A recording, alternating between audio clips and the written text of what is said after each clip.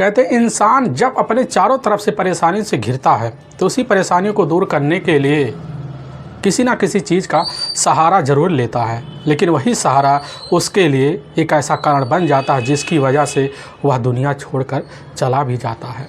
आज की घटना में सेम कुछ ऐसे होता है। एक व्यक्ति होता है, अपनी ज़िंदगी जीने के लिए अपने परिवार को अपने साथ रखता है, लेकिन उसके साथ कुछ ऐसा हो जाता है जिसकी वजह से वह इंसान ही इस दुनिया को छोड़कर बड़े बेरहम तरीके से चला जाता है। लेकिन जब लोगों के सामने पुलिस द्वारा सच्चाई निकल के आती है तो इसे सुनने के बाद लोगों के रूह तक खड़े हो जाते हैं। आखिर क्या था इस घटना में क्या हुआ, इस घटना की आप पूरी तह तक सच्चाई जानने के लिए इस वीडियो को आप लास्ट तक ज़रूर देखिएगा। नमस्कार दोस्तों, मैं प्रदीप कुमार आपको स्टडी बात चैनल पे मैं स्वागत करता हूं। दोस्तों आज की यह जो सच्ची घटना है, यह घटना सुनाने से पहले मैं आपसे एक छोटा सा रिक्वेस्ट करता हूं, क्योंकि आप अगर इस चैनल पर नए आए हुए हैं और पहली बार आए हुए हैं तो एक बार जाकर आप अपने इन्हीं प्यारे हाथों से आप इस चैनल को सब्सक्राइब ज़रूर कर लीजिएगा, ताकि आपकी वजह से इम्पोर्टेंट होने के नाते यह वीडियो आज काफ़ी लोगों तक पहुंचाया जा सके, और इसके लिए हम आपके तहे दिल से शुक्रगुजार रहेंगे।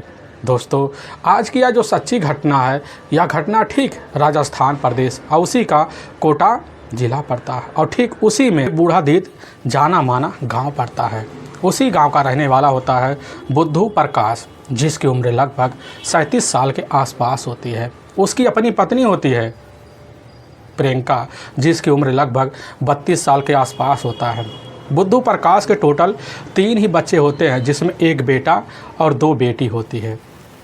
लेकिन बुद्धू प्रकाश का जो पारिवारिक जो खर्चा होता है बड़ा ही तगड़ा होता है, लेकिन अपने परिवार का पारिवारिक खर्चा दूर करने के लिए बुद्धू जो होता है पास मेहनत मजदूरी करता, और उसकी वजह से ठीक ठाक पैसे आते तो अपने परिवार का पालन पोषण भी कर लिया करता था। ज़िंदगी बड़े खूबसूरत तरीके से 3 बच्चों के साथ प्रियंका के साथ चलने लग जाता है। और तभी मैं बात कर रहा हूँ ठीक 13 मार्च का ही। अब सुबह का जब टाइम होता है तो उसी वक्त इधर प्रियंका जो होती है उठती है। उठने के बाद जो होता है दिशा मैदान के लिए बाहर चली जाती है, लेकिन जब लौटती है देखती कि उसके जो अपने पति होते हैं बुद्धू प्रकाश अभी तक चारपाई छोड़कर उठे नहीं हैं, तो करीब जाती है, उनको हिलाने शुरू कर देती है। और जब हिलाती है तो देखती है उनके सांसें तो बंद हो चुकी हैं और नसें पूरी तरह से ठंड पड़ चुके होते हैं। वह समझ जाती है कि आखिर इन्होंने खुद आत्महत्या कर लिया है, और तुरंत वहीं चीख पड़ती। चीख की आवाज़ सुनकर वहाँ कुछ पड़ोसी भी इकट्ठा हो जाते हैं, उन्हीं के सामने रो कर इस बात की जिक्र कर ही होती है। तभी उसी में से एक व्यक्ति होता है जो अपने नज़दीकी पुलिस थाने में अब फ़ोन कर देता है। तो वहाँ के जो थाना प्रभारी होते हैं अब बदन सिंह जैसे खबर पाते हैं, तुरंत ही अपने दल बल टीम को लेते हैं और साथ में फोरेंसिक टीम को भी सूचना भेजवा देते हैं। कुछ मिनट का सफ़र तय कर अब बूढ़ादीद गांव में पहुंच जाते हैं, तो देखते हैं कि सही में बुद्धू प्रकाश के घर के सामने काफ़ी ज़्यादा संख्या में भीड़ जमा पड़ा हुआ है। तो लेकिन जो भीड़ होता है वह गांव के लोगों का भीड़ होता है। थाना प्रभारी बदन सिंह को जिप्सी को देखते हैं तो अपने आप भीड़ जो होती हट सा जाती है। थाना प्रभारी बदन सिंह अपने सिपाही को लेकर करीब जाते हैं, देखते हैं एक बरामदा है, उसी बरामदे में एक तख्त पड़ा है और उसी तख्त पर अवधि में उधर बुद्धू प्रकाश ऐसे लगता है गहरी नींद में लेटा हुआ है। पास जाते हैं, लेकिन वहीं पर खड़ी बुद्धू प्रकाश की अपनी पत्नी होती है प्रियंका, जो दहाड़े मारकर चीख चिल्ला रही होती है। वहीं सामने बदन सिंह भी खड़े होते हैं, उन्हीं के सामने इधर प्रियंका अपना नाम लेते हुए कहने लग जाती है कि साहब यह हमारे पति बुद्धू प्रकाश हैं। हमारे पति अपनी ज़िंदगी मिटाने के लिए ऐसा फैसला ले लिए उसके बारे में हम कभी कल्पना तक नहीं किए थे। हमारे 3 बच्चे हमेशा के लिए साहब एक पिता से अनाथ हो चले हैं। आखिर साहब हमारी क्या गलती थी कि जो हमारे पति इस तरह अपनी ज़िंदगी मिटाने के लिए खुद फैसला ले चुके हैं। थाना प्रभारी बदन सिंह प्रियंका से पूछने लग जाते हैं कि आखिर क्या हुआ इनके साथ। प्रियंका कहने लग जाती है कि साहब हमारे जो अपने पति हैं, यह पति एक कर्जदारी के तंगी से काफ़ी दिनों से जूझ रहे होते हैं और साथ में नशेड़ी की अवस्था में अपनी दुनिया बसा रहे होते हैं, लेकिन ना जाने क्या हो गया कि खुद अपनी ज़िंदगी मिटाने के लिए फ़ैसला ले लिए। लेकिन वहीं पर खड़े कुछ पड़ोसी भी होते हैं। थाना प्रभारी बदन सिंह उनके ओर निगाह मारते हैं तो उसी में से एक पड़ोसी निकलता है जिसका नाम रामदीन होता है। रामदीन पुलिस के सामने बेधड़क कहने लग जाता कि साहब, हमारा यह चचेरा भाई है बुद्धू प्रकाश, लेकिन हमारा चचेरा भाई बुद्धू प्रकाश इतने कलेजे का हल्का नहीं था कि अपनी ज़िंदगी मिटाने के लिए खुद फैसला ले ले। क्योंकि पहले जो होता है अपनी ज़िंदगी खूबसूरत तरीके से बिता रहा होता, लेकिन 2 साल से ना जाने क्या हो गया कि हमेशा नशे के धुत में डूबा रहता था और शराब थी उसकी जो होती है एक शौक बन जाती है। पुलिस की टीम रामदीन की बात भी सुनती है, रामदीन से और पूछताछ करती है तो रामदीन पुलिस के सामने कहने लग जाता कि साहब, हमें पूरी तरह से यकीन हो गया है कि बुद्धू प्रकाश की जो अपनी पत्नी है प्रियंका, उसी ने ही अपने पति को अपने ही रास्ते से तौर तरीके से ठिकाने लगवाया है। साहब, यह आत्महत्या नहीं है बल्कि हमारे चचेरे भाई बुद्धू प्रकाश की सोची साजिश समझ के तहत हत्या की गई है। थाना प्रभारी अब इधर बदन सिंह रामदीन की बात को सुनने के बाद उनके मन में आशंकाएं जन्म ले लेती है और प्रियंका से भी पूछा जाता है तो प्रियंका पुलिस के सामने कहने लग जाती कि साहब बताइए, हमारे पति से क्या दुश्मनी हो सकती है? उनके साथ तो हमारा किसी दिन भी ऐसे नहीं गुजरता था कि जिस दिन प्यार से हमसे बात ना करे। लेकिन रामदीन कहने लग जाता है कि साहब, यह पूरी तरह से आपके सामने झूठ बोल रही है, क्योंकि आए दिन जब से हम देख रहे हैं कि दोनों के बीच झगड़े तकरार चलते भी थे, यहाँ तक कि बुद्धू कभी कभी अपनी पत्नी प्रियंका का पिटाई भी कर देता था। और किस कारण करता था या तो सिर्फ साहब प्रियंका ही बता सकती है। बदन सिंह वहीं पर खड़े होते हैं और प्रियंका से पूछने लग जाते हैं तो प्रियंका कहने लग जाती कि साहब, हमारे पड़ोसियों को हमसे काफ़ी जलन होती है, हमसे दुश्मनी है, इसीलिए साहब आपके सामने हमारे बारे में इस तरह की झूठ अफवाह फैला रहे हैं। ऐसे कुछ बात नहीं थी साहब, अगर हमारा पति शराब पीता था तो घर तो आएगा ही, और उसके साथ अगर हम उससे बोलते तो मार पिटाई तो होगा ही। यह तो एक साधारण सी बात है। लेकिन बदन सिंह वही सोचते हैं और सोचने के बाद समझ जाते हैं कि आखिर माजरा क्या हो सकता है। बुद्धू प्रकाश के पास पहुंचते खड़े होते हैं, बड़े ध्यान से बुद्धू प्रकाश के गले को इधर बदन सिंह लखना शुरू कर देते। देखते हैं उसके गले पर काले काले निशान है। उनके मन में आशंका जन्म ले लेती है कि जरूर यह आत्महत्या नहीं है बल्कि सोची साजिश के तहत बुद्धू प्रकाश की हत्या की गई है। आखिर क्या कारण बन सकता है, कौन इसकी हत्या कर सकता है? इस तरह के सवाल वहीं प्रियंका के सामने जब रखते, प्रियंका कहने लग जाती है कि साहब, हमारे पति का किसी से कोई दुश्मनी नहीं था और ना उनका किसी से ज़्यादा बैर पड़ा हुआ था, लेकिन साहब वह एक शराब की आदी तो थे, लेकिन हो सकता है उनका किसी अपने दोस्त शरीबी आदमी के साथ गहरी साजिश हो और उन्होंने इस हत्या को अंजाम दिया हो। लेकिन साहब हमें नहीं लगता कि हमारे पति आत्महत्या के अलावा हत्या उनका कोई कर सकता है। थाना प्रभारी बड़े मुश्किल में फंस जाते हैं, उनके सामने काफ़ी चैलेंज आ पड़ते हैं। तभी इस मामले को गंभीर समझते हैं और उसी समय इसकी जो सूचना हो जाए थाना प्रभारी अब बदन सिंह अपने से बड़े अधिकारी एसएचओ को भेजवा देते हैं और साथ में पड़ोसी टीम को भी बुला लेते हैं। कुछ मिनट बीतता, पड़ोसी टीम पहुंचती है, उधर बॉडी का तौर तरीके से निरीक्षण करना अब शुरू कर देती है। लेकिन पड़ोसी टीम जब बॉडी का निरीक्षण करने लग जाती है तो काफ़ी चौंकाने वाली बात बदन सिंह के सामने रख देती है। कहने लग जाती है इनके गले पर किसी व्यक्ति के अंगूठे के निशान पड़े हुए हैं और साथ में नायलॉन की रस्सी के कुछ कण मिले हुए हैं। अब पुलिस की टीम जैसे यह बात पड़ोसी टीम के द्वारा सुनती है, तुरंत ही समझ जाती है कि आखिर यह माजरा क्या हो सकता है। यह हत्या नहीं बल्कि पूरी तरह से हत्या है। और उसी वक्त बॉडी का पंचनामा भरा जाता है। बुद्धू प्रकाश की बॉडी को उठाकर अपने नज़दीकी जो सरकारी अस्पताल होता है उसी में पोस्टमार्टम के लिए भेजवा देता है। भेजवाने के बाद पुलिस की टीम इधर घटनास्थल का तौर तरीके से निरीक्षण करती है और साथ में जो होता है वहाँ कुछ लोगों से पूछताछ भी कर लेती है। पूछताछ करने के बाद इधर प्रियंका से काफ़ी सारे सवाल किए जाते हैं। इसकी वजह से प्रियंका के ऊपर पुलिस शंका करने के अलावा कुछ बचता नहीं। लेकिन पुलिस के पास कोई ऐसा ठोस सबूत था नहीं जिसकी वजह से पुलिस अब प्रियंका को अपने शक के घेरे में रखे।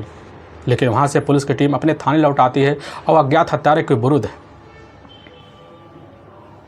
इधर बुद्धू प्रकाश की हत्या का मुकदमा तो दर्ज कर लेती है और इस केस की जांच पड़ताल करने के लिए बदन सिंह जो होते हैं एक टीम गठित करते हैं और टीम गठित करने के बाद इस केस की छानबीन करने के लिए अब लग जाते हैं। तभी वहाँ थाने में बुद्धू प्रकाश का पोस्टमार्टम का रिपोर्ट आ जाता है जिससे पूरी तरह से खुलासा हो जाता है और चौंकाने वाला खुलासा हो जाता है कि आखिर बुद्धू प्रकाश की जो मौत हुई है वह बल्कि साधारण मौत नहीं है बल्कि वह सांस फूलने की वजह से उसकी मौत हुई है, यानी किसी ने उसकी गला दबाकर हत्या की है।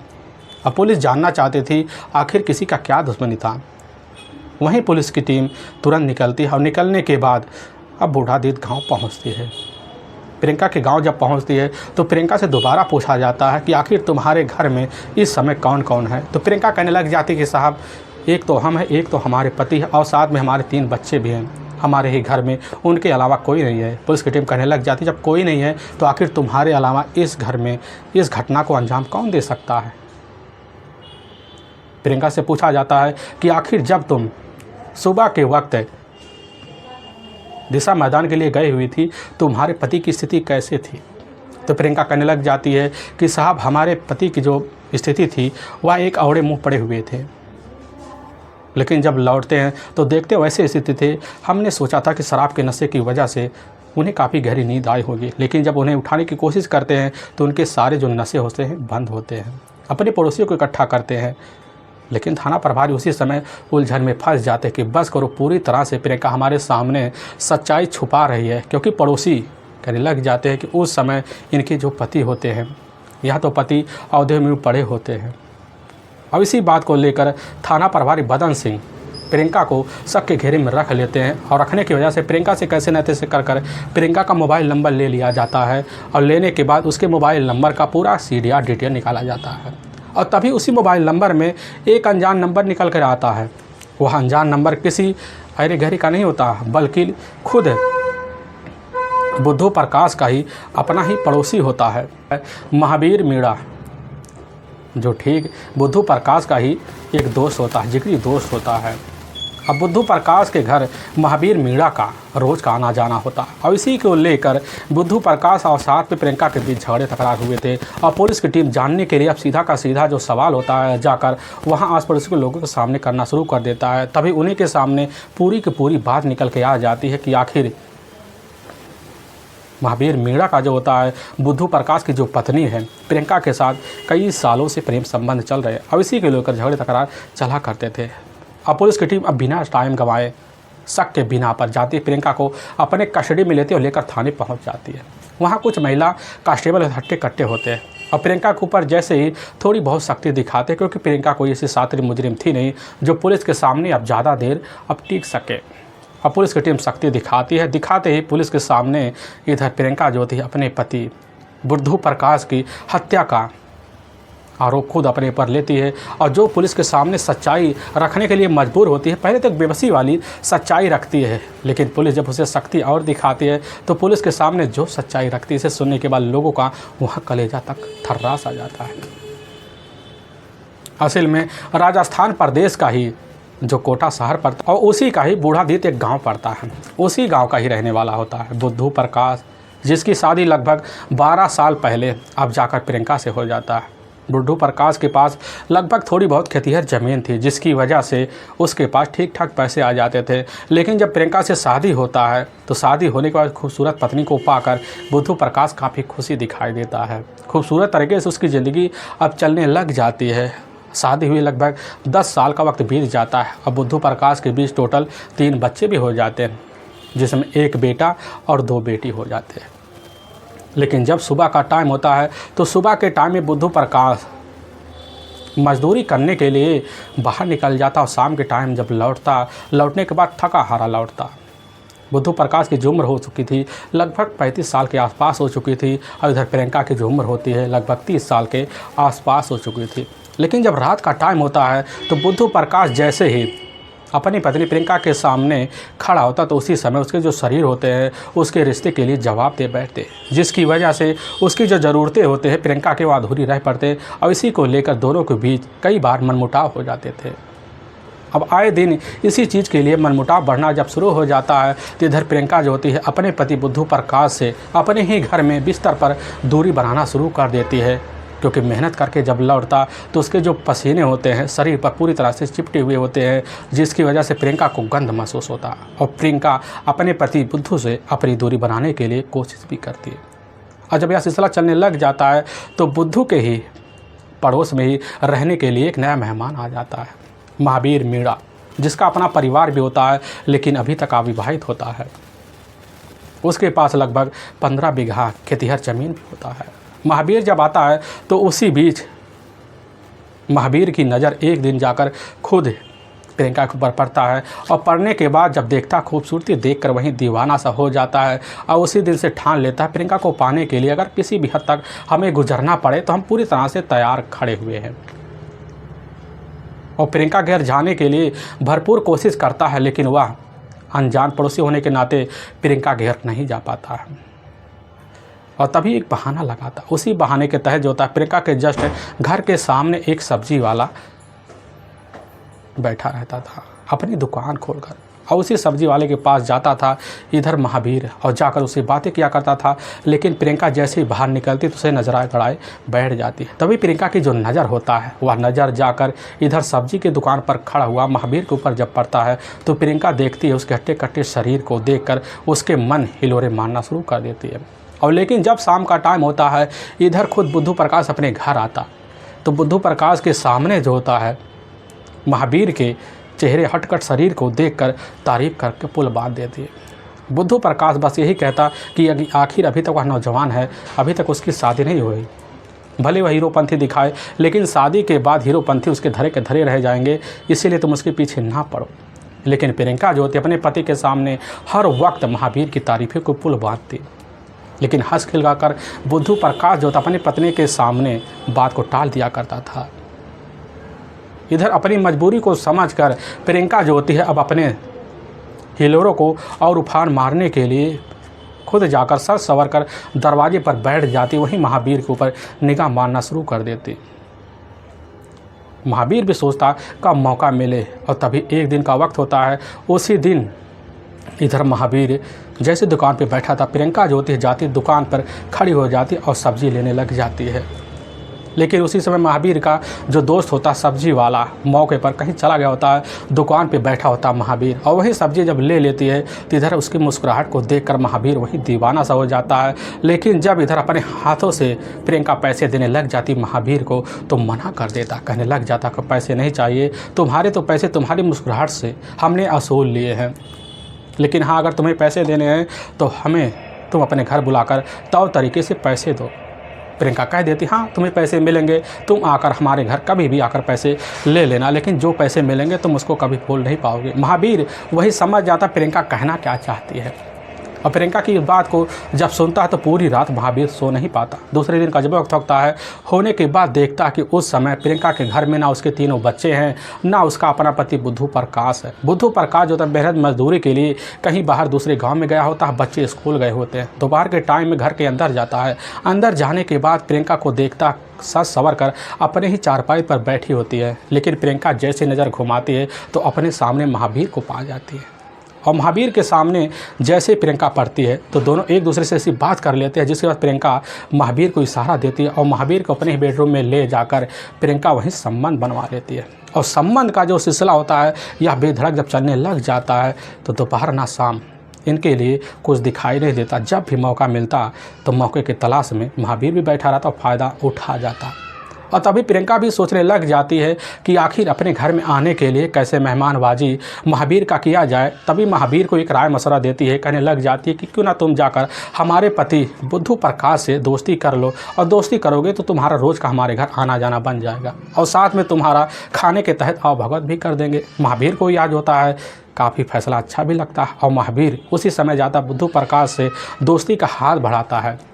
और जब हाथ बढ़ाता है तो बुद्धू प्रकाश के साथ अब घर आना जाना भी शुरू कर देता है। आने जाने की वजह से भाभी का रिश्ता बनाकर प्रियंका से हंसी ठिठोले बढ़ा देता है, लेकिन बुद्धू प्रकाश को इसमें कोई ऐतराज़ नहीं होता है। और जो रिश्ता होता है यह रिश्ता बेधड़क पति के पीठ पीछे इधर दोनों का चलने लग जाता है। ऐसे चलते चलते कुछ महीने का वक्त बीत जाता है। तभी एक दिन खुद बुद्धू प्रकाश जो होता है किसी कारणवश जहाँ पर मजदूरी कर रहा होता है, मजदूरी छोड़कर दोपहर को अपने घर पहुँचता है, देखता है उसके घर के बेडरूम का जो दरवाज़ा वह खुला हुआ है। अंदर जाता देखता एक ही बेड पर उसकी पत्नी प्रियंका और साथ में उसका जिगरी जो दोस्त होता है इधर महावीर मीणा अवस्था में पड़े हुए हैं। देख के दंग रह जाता है, लेकिन मीणा वहाँ से मौके पर फरार तो हो जाता है, लेकिन प्रियंका को पाता वहीं पिटाई कर देता है। कहने लग जाता आज हमारे घर कभी भी महावीर मीणा नहीं आना चाहिए, अगर आ गया अगर देख लिए तो तुम्हारे लिए खतरे की घंटी बज सकती है। लेकिन उसी दिन से इधर महावीर मीणा और साथ में प्रियंका दोनों जो होते हैं दूरी बनाना शुरू कर देते हैं, लेकिन दूरी दोनों को बर्दाश्त नहीं हो पाती, जिसकी वजह से जब मौका मिलता प्रियंका रात के टाइम मौका निकालकर चोरी छुपे खुद महावीर मीणा के ही कमरे में पहुंच जाती है और उसके साथ रिश्ते को अंजाम दे लेती है। अब यह सिलसिला चोरी छुपे प्रियंका और महावीर मीणा का चलने लग जाता है। और तभी एक दिन रात का जब टाइम होता है, उसी वक्त इधर बुद्धू प्रकाश की नींद खुलता है और खुलने के बाद देखता है उसके बेड पर उसकी जो पत्नी होती है वह नहीं होती है। कमरे में आवाज़ लगाता है तो पता चलता है उसकी जो पत्नी है कमरे के बाहर बरामदे में खड़ी हुई हंस ठिठोली कर रही है मोबाइल पर। और पास जाता है, पूरी बात एक एक सुन लेता हुआ तो हमारे ही अपना जिगरी दोस्त है महावीर मीणा तुरंत अपनी पत्नी के हाथ से मोबाइल लेता है और वहीं पर उसकी पिटाई भी कर देता है। कहने लग जाता है अब तुम्हारे लिए आगे खतरे की घंटी बजने वाला है। लेकिन उसी दिन से इधर बुद्धू प्रकाश जो होता है ठेके पर पहुंचता और वहां शराब पीता और शराब पीने के बाद घर लौटता और लौटने के बाद महावीर मीणा का नाम लेकर अपनी पत्नी का बेहतर तरीके से पिटाई करता। अब रोज़ का सिलसिला होता है, जब चलने लग जाता है तो इधर प्रियंका भी अपने पति की इस पिटाई से दुखी हो जाती है, लेकिन चोरी छुपे मिलना जुलना ना महावीर मीणा और ना प्रियंका छोड़ते हैं। अब यह सिलसिला चलते चलते 2 साल का जब वक्त बीत जाता है, प्रियंका को भी लगने लगता है कि आखिर अपने पति से छुटकारा लेने के लिए हमें कोई ना कोई षड्यंत्र जरूर रचना पड़ेगा, नहीं तो किसी दिन हमारा पति खुद हमारी जान लेकर ही मानेगा। एक दिन शाम के टाइम जैसे ही शराब के नशे में इधर बुद्धू प्रकाश लौटता है, लौटने के बाद तुरंत ही उसके कानों में ऐसी बात पहुंच जाती है जिसकी वजह से अपनी पत्नी का वहीं पिटाई कर देता है और पिटाई कर तुरंत बाहर निकल जाता है। और वहीं से प्रियंका जाती है इधर एकाएक महावीर के कमरे में घुस जाती, कहने लग जाती है अब अपने पति का जो शक्ल है दोबारा हम देखना नहीं चाहते हैं। इसके लिए तुम चाहे जो भी कदम उठाओगे हम तुम्हारे साथ देने के लिए हर कदम तैयार खड़े हैं। तभी उसी वक्त महावीर मीणा और इधर प्रियंका दोनों मिलकर एक खतरनाक फैसला लेते हैं और ऐसा फैसला लेते हैं कि वह फैसला उनके लिए खुद जेल के रास्ता बना लेता है। और तभी ठीक 13 मार्च साल 2020 का ही दिन होता है, शाम का टाइम होता है। शाम के टाइम में इधर बुद्धू प्रकाश होता है अपने ही घर से मौके पर गांव के बाहर जाने लग जाता है। तभी रास्ते में महावीर मीणा मिल जाता है। महावीर मीणा जो होता है तुरंत उसका पैर पकड़ लेता, माफ़ी मांगना शुरू कर देता है कि दोस्त हम तुम्हारे घर में कलह बनने वाले आगे नहीं रहेंगे, हमारी वजह से तुम अपनी पत्नी को बार बार पिटाई करते हो। आज हम गांव छोड़कर हमेशा हमेशा के लिए अपने ही गांव जा रहे हैं और हम चाहते हैं इस दुर शिकवों को मिटाने के लिए तुम हमारे साथ बैठकर शराब की सेवन करो और पार्टी का माहौल बनाया जाए। यह बात जब सुनता है बुद्धू प्रकाश समझ जाता कि महावीर मीणा जो होता है पूरी तरह से सुधर गया हुआ गांव छोड़कर जाने वाला, क्यों ना इसके साथ बैठकर पार्टी किया जाए। तो इधर महावीर मीणा खुद बुद्धू प्रकाश का लेता है और लेने के बाद खुद इधर अपनी प्रियंका के घर में पहुंचता है। प्रियंका वहीं होती है, अपनी ही जेब से इधर महावीर मीणा काफ़ी सारे शराब की बोतल निकालता है और निकालने के बाद पैक जो था एकाएक कर बुद्धू प्रकाश को लगवा देता है, जिसकी वजह से थोड़ी देर बाद बुद्धू प्रकाश नशे में बेसुध हो जाता है और बाहर बरामदे में एक तख्त होता है, उसी पे जाकर एक गहरी नींद में सो जाता है। लेकिन जैसे रात का 12 बजे के आसपास टाइम होता है तो उसी वक्त इधर खुद प्रियंका जो होती है महावीर मीणा के पास फ़ोन करते अपने पास बुलाते कहने लग जाते हैं कि आज तुम्हारे पास काफ़ी अच्छा सा समय दिखाई दे रहा है। और प्रियंका अपने ही कमरे में जाती है, वहाँ एक लालून की रस्सी लेती है और लेकर महावीर मीणा के हाथ में पकड़ा देती है। और महावीर मीणा और प्रियंका दोनों साथ में जाते हैं, बरामदे में जो तख्त होता है उसी पर सो रहा होता है अब इधर बुद्धू प्रकाश, और जाते उसी के पास प्रियंका और साथ में महावीर दोनों मिलकर उसी नायलॉन की रस्सी से गला दबाकर हमेशा हमेशा के लिए इधर बुद्धू प्रकाश की दुनिया मिटा देते हैं।